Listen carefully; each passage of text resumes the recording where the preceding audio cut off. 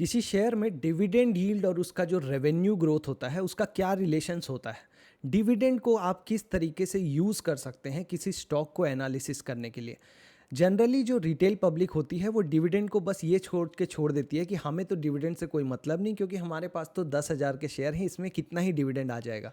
लेकिन डिविडेंड सिर्फ वो उस काम के लिए यूज़ नहीं होता। डिविडेंड एक आप यूज़ कर सकते हो किसी स्टॉक को एनालिसिस करने के लिए कि वो स्टॉक कितना अच्छा है, कितना बुरा है, क्या सच में प्रॉफिट कर रहा है, क्या उसके प्रॉफिट के बढ़ने के आसार हैं, कम होने के आसार हैं। ये सब कुछ आप डिविडेंड देख के या डिविडेंड का जो पैटर्न है वो देख के जान सकते हैं कि डिविडेंड कम हो रहा है, ज़्यादा हो रहा है। तो ये सब के बारे में आज बात करेंगे। Welcome to trade with books. सबसे पहले आप डिस्क्लेमर पढ़ लीजिए और उसके बाद हम वीडियो को शुरू करते हैं।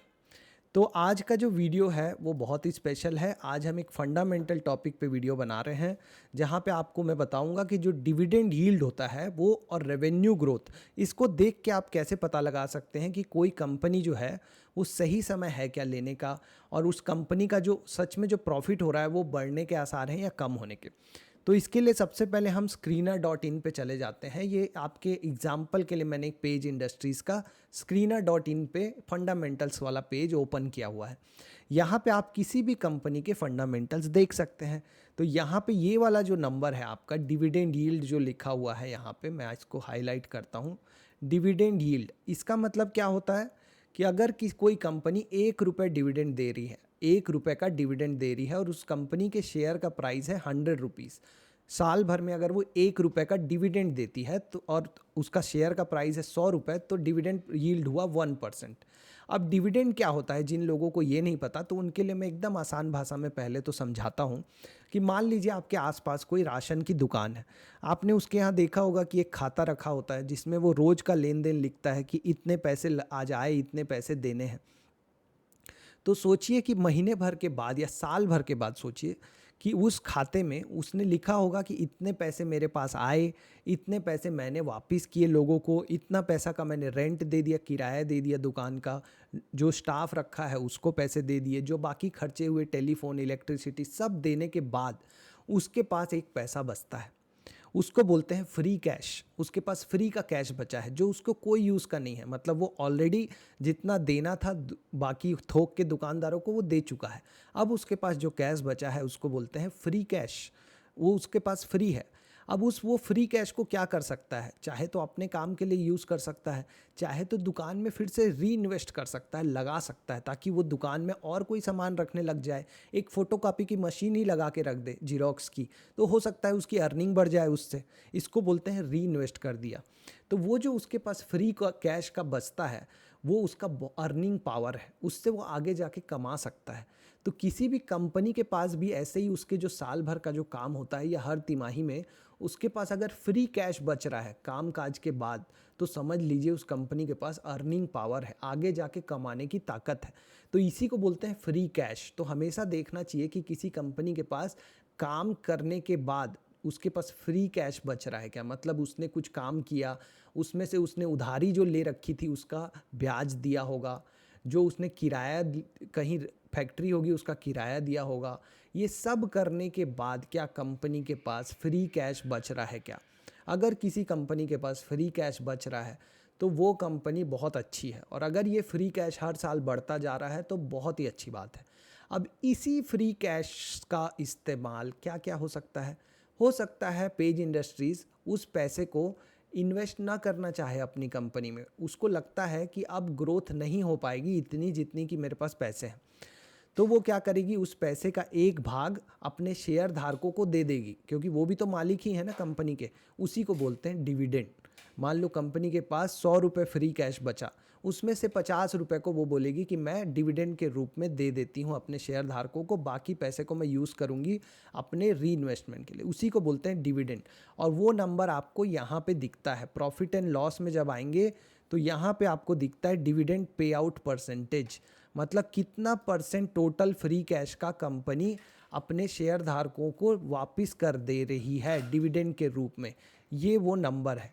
तो ये नंबर आप देखेंगे आपको हमेशा पेज इंडस्ट्रीज़ में क्या दिख रहा है, 40% से ऊपर, कभी कभी तो बहुत ज़्यादा दिख रहा है। तो यही नंबर जो है ये दिखाता है कि जितना 100 रुपये कैश आ रहा है अगर पेज इंडस्ट्रीज़ के पास, तो उसमें से 44 रुपीज़ कंपनी अपने शेयर धारकों को डिविडेंड के रूप में दे रही है। अब ये ज़्यादा कैसे दे दिया यहाँ पे, तो यहाँ उसका जो पीछे का जो बाकी होगा या उसने अपने पास से ये सब करके दिया, उसमें मत पड़िए। बस ये समझिए कि किसी भी कंपनी में ये नंबर भी बहुत इंपॉर्टेंट है कि कितना % पैसा वो दे रही है।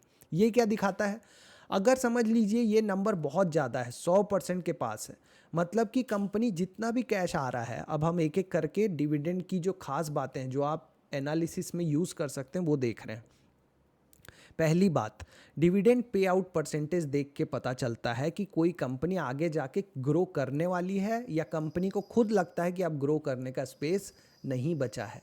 कैसे, अगर कंपनी अपना पूरा फ्री कैश 100% के आसपास दे रही है शेयर धारकों को, मतलब अब कंपनी को खुद लगता है कि अब जो मेरे पास पैसे आ रहे हैं फ्री कैश, उसे अगर मैं अपनी ही कंपनी में वापस भी लगाऊंगा तो मुझे ज़्यादा ग्रोथ नहीं मिलेगी, इसीलिए वो सारे के सारे पैसे किसको दे रहा है, अरे अपने शेयर धारकों को। इसीलिए ये नंबर आपको बहुत बड़े बड़े दिख रहे हैं यहाँ, 82, 77, 72, 138। क्यों, क्योंकि कंपनी अब इतनी बड़ी हो चुकी है कि अब वो ज़्यादा अपने जो कैश आ रहा है या कैश इतना ज़्यादा है उसको अपनी कंपनी में इन्वेस्ट नहीं कर रही है। जैसे अगर हम TCS ओपन करके देखें, TCS का डिविडेंड यील्ड यहाँ दिखा रहा है 2%। अगर आप यहाँ इसका डिविडेंड पे आउट परसेंटेज देखेंगे तो वो पहले जो 35% हुआ करता था वो आज की डेट में 100%, 94% है। मतलब इन सालों में यहाँ पे लग रहा है कंपनी को कि अब हम यहाँ पे अपनी कंपनी में ये पैसा नहीं डालेंगे, शेयर धारकों को वापस कर देंगे। तो ये तो बात हुई, आपको समझ में आया होगा डिविडेंड पे आउट परसेंटेज देखना क्यों ज़रूरी है। अब दूसरी बात, डिविडेंड अगर कोई कंपनी दे रही है इसका मतलब वो कमा रही है कैश, तो आपको प्रूव हो जाता है कि कंपनी के पास कैश बच रहा है। तो डिविडेंड जो है, दूसरी बात है ये कि डिविडेंड जो है ये देख के पता चल जाता है, कंफर्म हो जाता है कि कंपनी के पास फ्री कैश बच रहा है। अदरवाइज कंपनी तो कुछ भी झोल माल कर सकती है, लेकिन अगर किसी को पैसे दे रही है अपने शेयर धारकों को, तो वो तो अपने घर से नहीं देगी ना, वो तो उसके पास फ्री कैश बच रहा होगा तभी देगी। तो फ्री जो डिविडेंड देती है कंपनी और कंसिस्टेंट देती है, लगातार देती है, उससे ये प्रूव होता है कि कंपनी अच्छी है, फ्री कैश जनरेट कर रही है। अब जिन कंपनियों में ये जो डिविडेंड यील्ड है ये चेंज नहीं होता जल्दी जल्दी, मतलब ये आपका कंसिस्टेंट रहता है इस तरीके से, वो कंपनियां मतलब समझ लीजिए आप अपने जो बुरे टाइम में भी और अच्छे टाइम में भी डिविडेंड को मेंटेन करके चल रही हैं, मतलब उनको भरोसा है कि आगे जाके भी ग्रोथ होगी। लेकिन बहुत सी कंपनियां आपने देखा होगा वहाँ डिविडेंड यील्ड इस तरीके से चलता है। ये कंपनियां ऐसी होती हैं जो सिक्लिकल होती हैं, मतलब कुछ समय होता है जब ये बहुत अच्छी होती है, कुछ समय बहुत ख़राब फेस में होती हैं, तो वहाँ पे डिविडेंड यील्ड आपको दिखेगा ऊपर नीचे। तो डिविडेंड यील्ड का चार्ट देख के भी आप जान सकते हैं कि कंपनी कैसी है। अब आपको सबसे इंपॉर्टेंट बात जो मैं बताने वाला था इस वीडियो में कि डिविडेंड यील्ड और रेवेन्यू ग्रोथ देख के आप कैसे पता लगाएं कि कोई कंपनी अभी सही है कि लेने लायक कि नहीं। अब हमने बहुत सारे वीडियो में बात की है कि अगर किसी कंपनी को मल्टी बैगर बनना है, बड़ा बनना है, तो उसके लिए दो चीज़ें बहुत ज़रूरी हैं। एक तो वो अपना प्रॉफिट बढ़ाए और दूसरा अपना रेवेन्यू बढ़ाए, मतलब एक तो ज़्यादा सामान बेचे और उसके ऊपर प्रॉफिट भी ज़्यादा जनरेट करे। अब ये दोनों चीज़ों के अलावा तीसरी चीज़ होती है कि वो अपना डिविडेंड यील्ड भी बढ़ाए। ये जो डिविडेंड यील्ड है ये भी उसका बढ़ते हुए जाना चाहिए, डिविडेंड भी ज़्यादा देते हुए जाना चाहिए। क्यों? अगर उसकी सेल्स बढ़ रही है, अगर उसका प्रॉफिट बढ़ रहा है, तो उसको कैश भी ज़्यादा जनरेट कर रही होगी।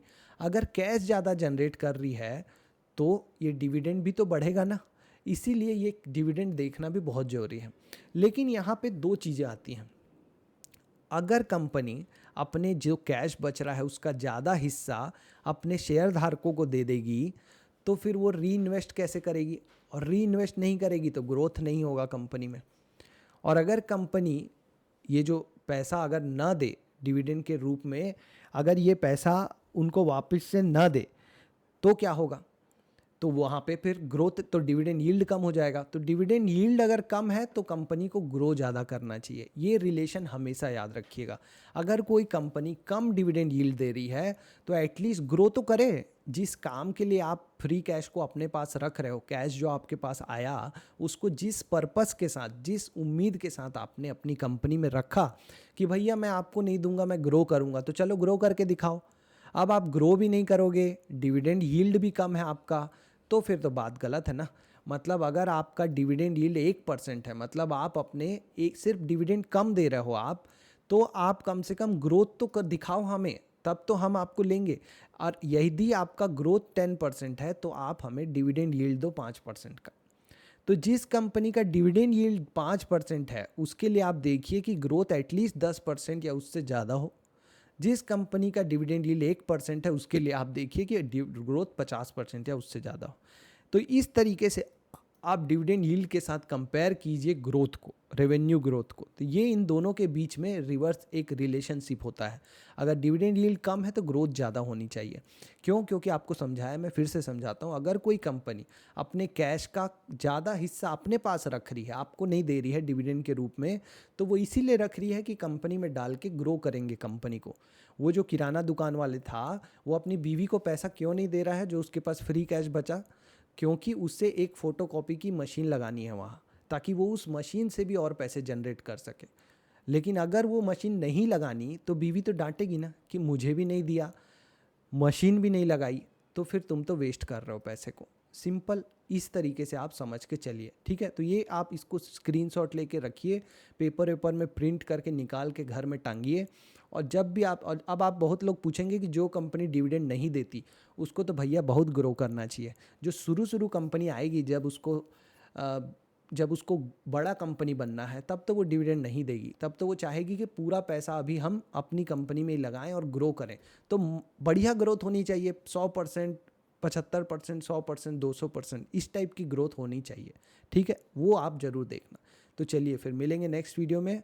आपको अगर वीडियो पसंद आया है तो चैनल को सब्सक्राइब कर लीजिएगा, और क्या बोलते हैं, वीडियो को लाइक कर दीजिएगा, शेयर कर दीजिएगा, कमेंट कर दीजिएगा। बाकी जो भी आपको और वीडियो में बोलते हैं वो सब, ठीक है? All the best.